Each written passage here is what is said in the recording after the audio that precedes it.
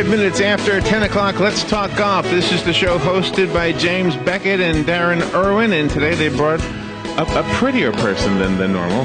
Brittany is here. I don't know Brittany's last name. We're going to talk golf.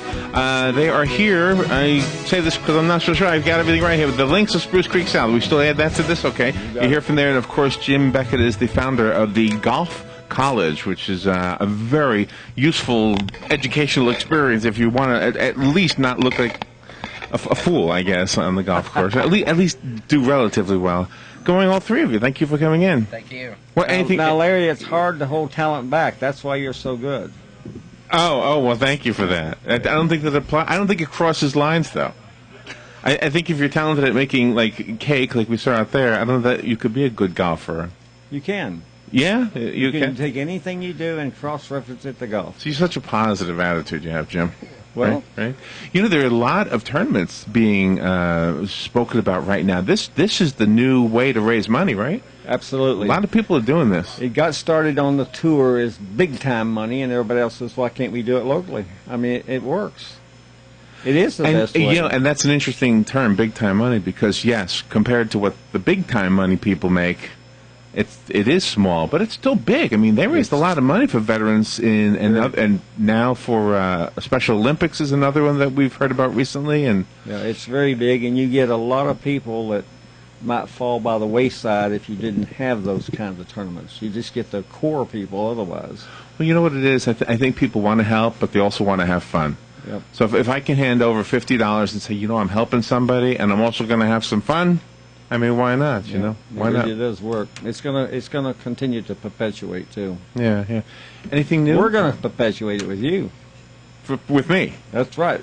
I'm not so sure what that means. Well, that means that your personality, we're going to get them all. Oh, okay. Oh, I got you. Yes, we will definitely get them all. So, is there anything new with the golf college that we can announce yet, or is that still in the works? Well, it's still in the works, but we did have one person that only set one course record. Everybody else has done better. Okay. I don't understand that. Well, they play so good they set course records. Oh, okay. But the one person only set one, and they're disappointed, so they're coming back for another round. They're going to go another year. What am I missing? Brittany, help me out here. Brittany doesn't talk? Brittany's a silent partner? Okay. Is Brittany related to you guys? Who is Brittany? No, sir. She actually works for us down at the Oh, okay. And what do you do? You teach her? She's public relations. Public relations. Business manager, show and tell, directional. She does it all. Oh, okay. What are you doing during show and tell? Hold up the clubs? And say That's exactly what we want people to come down and find out. Okay. We're doing player development. Come and see Brittany. So I don't know that I understood the answer, Jim. I don't either, you know. No, I mean, they meant that they do so well, they go out and have fun and set course records. I mean, they shoot the lowest score ever shot on the golf course. Okay. But the golf college itself, I thought it was kind of in a box somewhere, and it was going to be reopened soon. Well, now, this sounds a little pretentious, but I am the golf college. Yes. The other stuff is a support. That is really true. So we can still attend. And you experienced that. That is absolutely the truth. You are absolutely right. We use any other support stuff to embellish that. Well, the only reason I asked the question that way, because in all due respect, I agree. In fact, I would have been the first to say that. but in past shows, we've been implying that there would be an announcement soon. So that's what I was asking about. Well, it's sort of like the new station. It's a work in progress, and we're going as fast as we can. Oh, yeah. Now I get it. Okay. That hit home for sure. Darren, how have you been doing? Doing great. Yeah? Anything new in your world? Nope, just day to day, and we got more play coming back here, and it looks like snowbirds are coming down a little earlier this year, so things are starting to pick up. Oh, really? The snowbirds coming, and that's an important part of your business, isn't it? It certainly is. I mean, October through April or May, that's really the bread and butter of your business. I mean, that's the time of the year that you got to make money. Mm-hmm. We have a phone line open, and I want the listeners to know that they are part of the show, and they are invited to call in. The number is 622 WOCA if you're watching online, and I see we do have some people watching. The area code is 352, and again, 622-9622. That is the WOCA Climate Control Source Hotline. Everything can be sponsored on radio. So you sponsor the phone number. Helps pay the bills a little bit, right? Of course. Are there little along that line? Are there I don't know if anecdotal is the word, but are there side things to golf that the normal person, wouldn't know about? And maybe the question was confusing. For example, the average person might picture a golf course and not realize most of them have a restaurant. Most of the ones that operate efficiently and offer full service will always have some food and beverage. Okay. Of some sort. Some because of the clientele they have or how many in-house people that play on a regular basis would change, the menu to accommodate whatever that situation dictates. Yeah, and on that line, for example, the golf college. Not all golf courses have a golf instructor. Am I right? No, usually the golf pro will be available for some lessons. A lot of golf pros' job is so comprehensive running the course, which is what he does. They don't really have time to do lessons because they're time consuming if you do them correctly. Yeah. So it's a matter of what the other responsibilities are of your job and how much you want to do it. A lot of golf pros don't like to teach.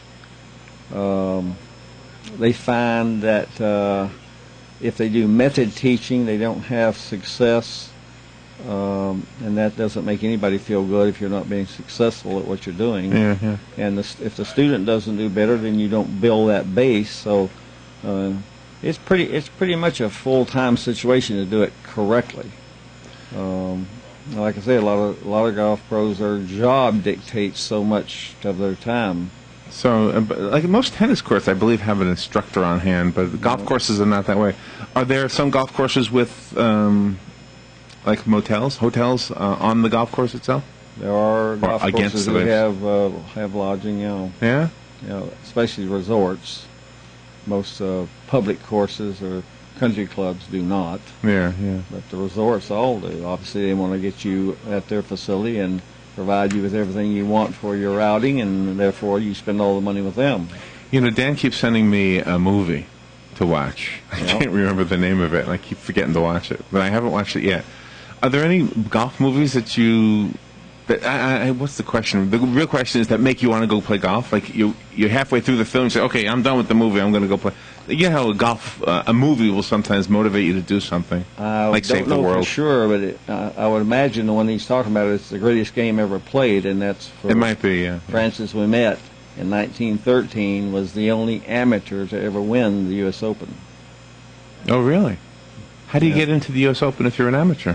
He lived across the street, and at that time, the powers to be wanted to promote it. It's not an open if you don't open it to golfers who can play. And this kid was obviously phenomenal. It's not that way now? He was 20 years old. It's not really open? But you qualify. You go through difficult qualifying. You go through local qualifying, sectional qualifying, and regional qualifying. So you play 3 tournaments and have to, be on the top ladder of the score before then you qualify for the real open. So it's very difficult to get into, even for a good player. So it's a lot more difficult now. A lot more golfers and a lot more golfers who play well. Jim will teach how to play the game. Does anybody teach how to keep score? That's one of the things that comes up now and then. Well, I tell people you not do the to same keep thing? score until they get more accomplished. Oh, really? Well, the score is a deterrent. In golf, par means par excellence, and if you're a ranked beginner and never been on the golf course, par is your goal. You're not going to have But if you're the world's best golfer in the world, par is still your goal. So it's an illogical number. I'm always telling people 100 would be a great number to put as your target, not par. So if you're keeping score and you make a 7 on a par 4 hole, you don't feel good. That's true. So the number is deflating to where you are. So it should be on a scale, and most of the instructors will tell a person, let's go incremental and go staircase this down. Okay, so your first game would be your par, and then the second game you try to beat your par. Yeah. Does that sound right? A beginner would be double par. Double par. Okay. Well, if it's a par 3, you make a 6, you've done well. Oh, I see what you're saying. Okay. And if you make a 5, you feel good. But I guess what I'm asking is, do you encourage people to try to do the second game where you're competing with yourself from the first game? Absolutely. Okay. That's what golf is. It's really a game against yourself. You have an opponent. Did you beat yourself last time? Well, I play golf a little bit differently. Darren and I play golf, and we qualify how many quality shots we hit. So we might not shoot a real I got you. Okay. Any special number that might be impressive, but if we're making solid contact, yesterday we played in a 9-hole scramble, and we were doing fairly well, and he hit some superlative shots. He says, when you strike the ball well and hit a good shot, golf's fun. You could shoot a good score and miss-hit the ball all the way around and just through your playing skills maybe get a decent number, but that's not fun, and you're not getting to the point where you can do better. And if it's not fun? So that was a comment he made yesterday. Yep. He hit this great shot, and he said, when you play well or hit the ball well, golf's fun. Yeah, yes. And it should be fun, and you see Yes. a lot of golfers who aren't having fun. I've repaired many golf clubs that have been broken on the golf course in a fit of temper. You've repaired them? Oh, yeah. They can be fixed? Yes, they can. You put them in an incubator. It's very expensive, and they sit overnight, and they reform themselves. Brittany, there's something I've learned about Jim. He is very good at fooling me. Does he do that to you, too? Yes. Okay. Well, not many people have this incubator. I figured they do. Yeah, I'm sure they don't. Yeah. And they can, I don't know how many times Jim has left here and said, okay, he didn't catch that one. I can't believe he believed that one. Yeah. Has that happened? Has it happened, Jim, where you walked out of here and said, Larry actually believed that thing? Larry's one of my favorite people in the world. Because he believes everything. It's all in the delivery. You should run for Congress or something. I should. Convince anybody of anything. You can repair clubs. And it's relatively inexpensive, and if it's a thing that's going to be expensive, then you just buy another one. But people do break them on purpose. Anger management. That's Yes, what sir. they need, anger management. Well, they have an unrealistic goal. They put pressure on themselves. You remember when you played, you didn't care if Joe hit a bad shot. I mean, we go look for it, and if we found it, so great. Always what I do when I'm playing with golfers that don't, they're more inexperienced, I'll check on the first tee what ball they're playing, and if I keep some of those in my bag, I put a couple in my pocket. So you hit one out in the woods someplace, we find your ball every time. Because I'm going to put it down on a good line and say, hey, Larry, here it is. Oh, that's too funny. That's too funny. Now, on a serious note, Darren has an announcement he wants to make. Really? Yeah, he won this trip to Morocco, and he wants to tell people about it. Did you really? No. Okay. My goodness. Okay, so is there an announcement at all? Yes. No, not at all. Oh, yes. Just an announcement. Yes, there is. Actually there is. He fooled me too. Norman Lee stopped by last week, and we've got a great tournament. This will be our second one. That's coming up on Saturday, October the 6th. It's the Garden Worship Center Classic Open. It's actually put on by Norman Lee and the Garden Worship Center, which is a church down between the Bellevue-Summerfield area. A lot of people out there probably know who Norman Lee is. He's the pastor at this church.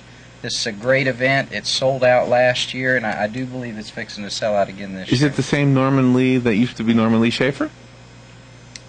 Is he a pastor now? He is, yes. Okay.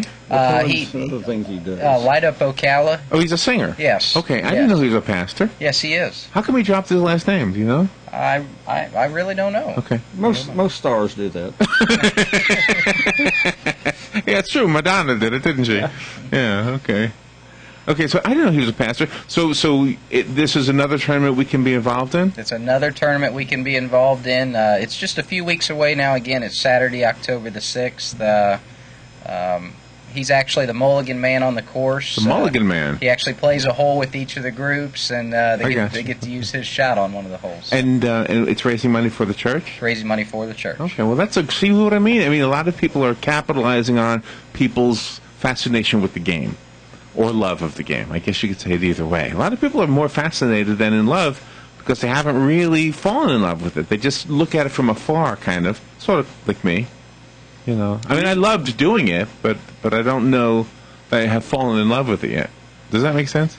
Well, and see, that's Is that disappointing to you? No, that's what's so Okay. neat. You can partake of it exactly as you wish. Yeah. Well, we had fun doing it. I mean, I loved the fun. And by the way, before when you said that I didn't care what kind of shot Joe made. You were right. I really didn't care. No, we were busy taking care of our role.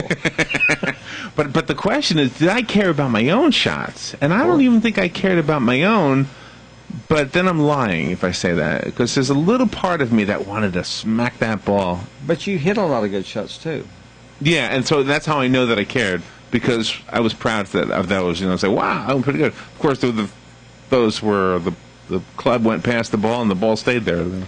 Well, it is a sense of accomplishment until you try it. Yeah. The complexity of it is not really aware. I mean, when you see somebody who does it well, it looks pretty simple. The ball's sitting still, they whack the ball, it goes down the fairway, big deal. Do you know, I think we've covered the ground before that I'm about to bring up, but somebody asked me to ask you about it. It's the fingering.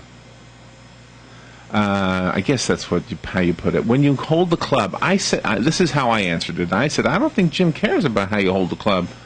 But he said, no, there's a special way to hold the club, so I ask you. What is the truth about that? And I think you did cover this in a previous show. Are you talking about the grip? Yeah, I think. The golf world pretty much implies to you that they want you to hold it a particular way. Oh, they do. But if you use a hammer, the hammer experts don't tell you how to hold the hammer, and yet you figure it out every single time. I've never seen anybody. Oh, I love that. I love that. Yeah. So when I'm teaching grip to someone, I bring a screwdriver, a doorknob, okay, and a hammer. Uh-huh. And they grab the hammer, and I say, take the hammer and tap the table or whatever. And they do, and they don't fidget with it. They use their sense of the 5 things in the grip: strength, security, comfort, flexibility, and the ability to control movement. That's exactly what a golf club is. You're trying to control the movement. Right. So you mix those elements instinctively unless someone tells you to grip it like a bird, which is ridiculous. Grip it like a bird? Yeah, they want you to hold it lighter. Most people squeeze the club so they can hit the ball harder. Okay. And hitting it harder distorts the swing, which means you mishit the ball, which means the ball goes shorter and crooked. Now you're not very happy. So if it goes shorter, then you go out there and try to hit it even harder. So I assume that's what they're talking about, but the human body is so fantastic. We'd like to have used as many things that are instinctive as possible, because now they require no practice and they work 24/7. So the golf world teaches certain grips and certain positions they want you to hold your hands from a visual standpoint. So if I can remember when I was first learning, they wanted me to hold the club a particular way, and when they did, my right arm felt tension. Feels weird, right? I couldn't get the swing very smoothly, but it was the right way. So I got an A for right and an F for performance. Oh, okay. I, at that point, decided performance superseded the application. Now, that doesn't mean there's not some guidelines that are very beneficial. But if I have someone, I want them to hold the club where they can swing it with less tension. So it's kind of like in like when you watch the Olympics, and it's like skaters, ice skaters, and there are judges, and they'll take points off for things that are aesthetic. They look a certain way. Yeah. Nobody's doing that on the golf course. And we look at that same person on TV, and they look wonderful. Right. And they're taking points away from them. It's a negative. Right. So but in golf, nobody's taking points away from you. The points are all in the performance, not in the aesthetic stuff. What's the score? But I think we should do that for golf. I think we should give some style points if you have a good swing, and you've got a nice shirt on. Yeah, but you said something interesting. You said something interesting, though, in your answer. You basically discounted it. You basically said it doesn't matter how you hold it as long as it's getting the job done. But then you said, but there are some good things about the techniques that they teach you. Yeah. What are those? What are the good things? Well, they're trying to get you to have be like when you go into service. They want to teach you how to march. But most people know how to walk when they go into service, but they want to teach you the way the military wants you to walk. Right. So there's guidelines that the golf world has come up with. I pursued them vigorously because I was an ex-engineer for NASA, and it sounded right. And if that was the right way, by George, that's what I was going to do. Well, I wasn't very good. So as a matter, I'm going to quit because it's not fun. I'm going to figure out how to get the ball to go where I want it to go. So it's just a different application. I'm considered an outcast in teaching and yet I've got thousands of students that would fight you because I've got them using their skills, and they are more successful and they're more consistent. And so you'd be a classic example. If you would just come down a couple times, I'd have you hitting the ball arrow straight, and then people want to slice the ball and do all this stuff. Slicing's hard. It's the hardest shot in golf. Somebody asked me to slice the ball, which means it curves out to the right if you're a right-handed golfer. Okay, yeah. That's my hardest shot. I got to do all kind of wrong things to make that happen. So if it happens accidentally? Well... unless you know what you're doing. If I did it, it would be an accident. If you did it, it would be something like a flat tire in a car could fix you in 2 minutes. Oh, okay. It's the easiest thing to fix in the golf swing, and that's what you hear the most. Can I ask you a question? You brought up your NASA engineering background. Mm-hmm. The other day, and I know this is not golf, but the other day there was a shot of this 747 with the space shuttle on its back. Isn't that amazing? Okay. If they can do that, why do they charge the fat lady from the circus more money to get on the airplane? If they can carry that, why does she have to pay more? Exactly. Dan's going through his flight training now. Right. And I have a commercial license, multi-engine instrument rated. Weight is a gigantic thing when you fly an airplane. I mean, you can get out of balance in a heartbeat, and then I'm amazed they can fly that thing on top of that plane. Do the wings of the shuttle actually help fly? Oh, absolutely. They've got it sitting on there where it's now another wing for aerodynamics. But still, the weight of that thing. Yeah. Got to weigh more than filling that plane with people. Yeah. It's okay that we drifted from golf, right? It's okay. Yeah. Well, it's the same thing. It's all the same thing? Sure. Well, here's the connection. They played golf on the moon, didn't they? Absolutely. Is that ball still flying somewhere? It's supposed to come down in 2020.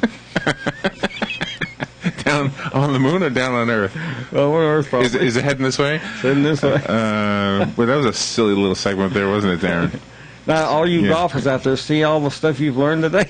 Yeah. That's cool. No, Neil Armstrong, was it Neil Armstrong who hit the golf ball? No, it was Alan Shepard, wasn't it? When Alan Shepard hit the golf ball, he had that huge uniform, what do you call it, costume, uniform? Yeah. Whatever, spacesuit. Okay, now, you would think that would cause problems with swinging the club, but he pulled it off anyway. Yeah, but you notice his grip wasn't quite right. I did. I took points off for that. Yeah. With those big gloves. Yeah. See, so it doesn't have to be perfect. It's not a game of perfect. It's a game of pursuit. Can you imagine if he had thanked you from the moon? There you go. I just want to thank Jim Beckett for teaching me how to do this. Yeah, well, I didn't, but it shows it can be done. If somebody seriously wanted to take lessons, I mean, what is the procedure now? Just call Spruce Creek or call your cell phone? Or?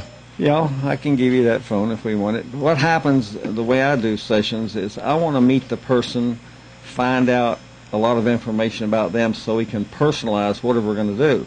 Like in your case, you're not going to become a 2 rounds a week golfer. Right. So we want to design what's the simplest way for you to make contact with the ball, get it to go pretty straight in reasonable distance, and have fun, and that's it. Yeah. And somebody says, okay, I want to be a single-digit handicap, I want to be really good, then you lay out a program. So you don't teach the same person the same way. Yeah. So you personalize your assistants to accommodate whatever their talent level is, and yours is very high, you just don't know it. It is. Everybody laughs when I say that. Well, I appreciate that. Let me get to the phone. We do have a phone call. We'll squeeze it in. We're right at the end of the show, though. Good morning. Thank you for calling. You're on there with Darren and Jim. And yes. Has the weight of a golf ball always been the same, or has that been adjusted in time? At one point, we had a British ball. Be careful. Listen to this carefully. That was slightly smaller because they have a much higher factor of wind on the golf courses over there. And therefore that ball was slightly lighter as well, only because of that. Nowadays, all the balls worldwide are the same weight and the same size. The only thing they change now pretty much is the dimple configuration. Nobody's laughing. I guess that's true. That's true. Okay. I just have to be careful. They wanted to have it uniform, Yeah. Okay. Does the number of dimples matter? The manufacturer will tell you it makes a gigantic difference aerodynamically. They can make the ball, if you're a low ball hitter, using more shallow, larger dimples, get it in the air higher, and so forth. So, yes. All right. Brittany, do you golf? I've tried, but no. You try, but no? Has Jim given you lessons? pointers, which have actually helped. It helps. The grip and stuff like See, that. with the grip, see? It does help, right? Darren, do you want to give a phone number out? Yeah, Tea Times 347-6172. You can also book Tea Times through the website at links at sprucecreek.com. Okay. Darren, you didn't say much today. Thank you for coming in. Well, thank you. Jim, thank you. You're always fun. Always fun to have you. Brittany, nice to meet you. Thank you for coming in. And if you need any of that information repeated, you can call us here. We'll be glad to tell you over the phone, or go to the WOCA website, and Robin has already placed all of that information online, actually, under the AM Ocala Live guest list on the 10:05 on Thursday, where it says Let's Talk Off. Darren, James, Jim, and Brittany, thank you. Thank you. We'll be right back.